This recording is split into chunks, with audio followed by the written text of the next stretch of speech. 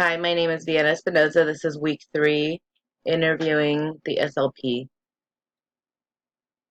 The student who I am planning on assessing is a male student who is 12 years old.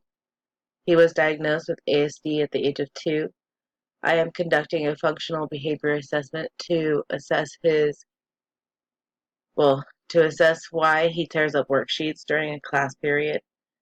Also, what reason is causing the student to cover his ears and run through a particular room every day. Lastly, the student self-stimulates in the morning and during free activities. I will set up the interview with the speech language pathologist um, for a phone interview Monday or Tuesday. The information gathered from the FBA will be shared in a small setting with the parent.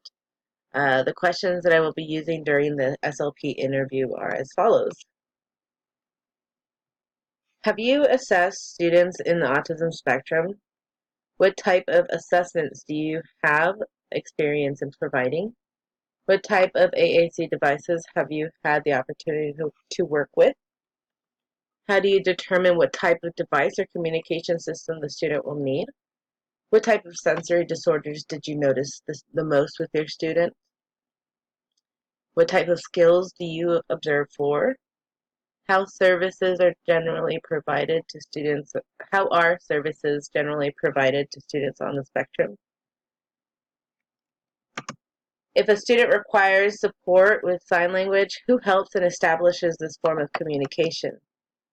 How do you assess social settings or develop social situations to observe? How do you support the general education teacher's special education teacher in providing the accommodations or communication pieces for your students on the spectrum? What have you seen be the most successful communication system for students with autism spectrum disorders? And how do you qualify? How does one qualify for your services? And how do you determine the minutes that they will be receiving weekly or monthly? And what disqualifies them?